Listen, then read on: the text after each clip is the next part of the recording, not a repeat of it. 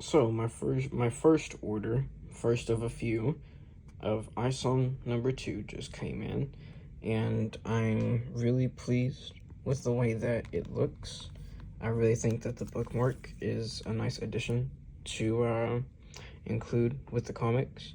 You know, if they were able, they being the Rippaverse, was able to get cheaper, or I'll say lower printing rates on, printing these, I think it's a cool that they were able to print more versus printing the same amount charging the same. I think it's awesome for them to give the customers more for what they pay for, when and if they did end up getting lower rates on those. If they didn't get lower rates on those, still really appreciate that. And this is that cover C that everybody's so curious about, so bent out of shape about. I look at a lot of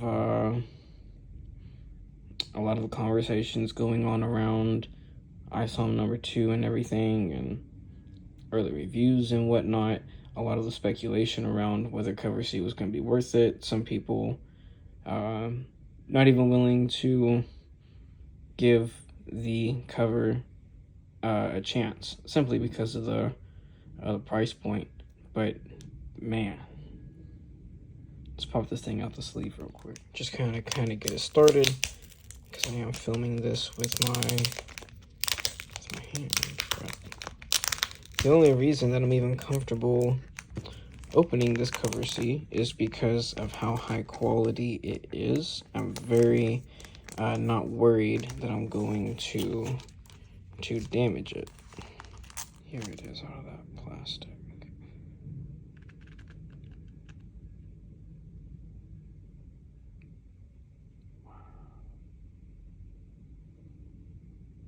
Now, I think it's worth it because from what I'm understanding so far, ISOM 2 is where really things are going to pick up in terms of pace.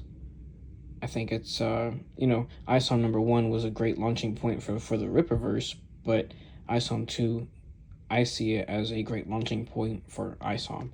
So I think that it's special for that reason. And worth the investment. I definitely plan on holding these for many years. So I will have my review of ISOM 2 up here in a few days, but let me go ahead while I have you here. This was ISOM 1, and I am a holder of one of the cover A copies.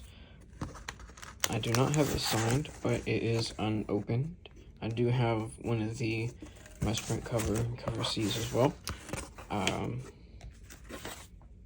But that was a good book. I was really pleased with the way that it was shipped. I think that it's a cool part of history to have and to own. I really do believe in a lot of the things that the company stands for, also, as far as like their code of ethics and such goes. I'm also a holder of the Dokuman trading cards. This is the first set. I do have it, manufacturer sealed still. These are unopened. They will probably stay unopened unless if I'm able to get them signed one way or another. But the boxes and the tape are custom. I feel like that's added collector value. I saw a story the other day where someone found a PlayStation 1 in their grandfather's attic. It was 27 years old or something.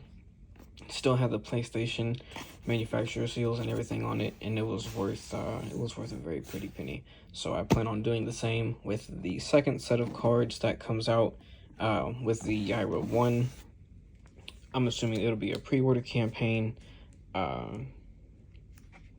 Look forward on grabbing a few sets of those so I can have a set to open.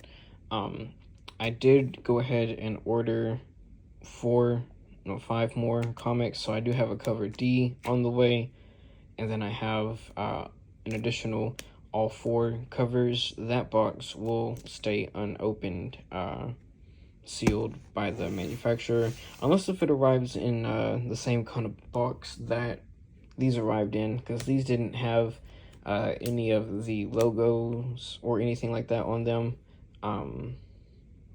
So if it arrives in a box similar to that, I'll probably unbox it. I do have 2 of the Rip-A-Verse short boxes on the way.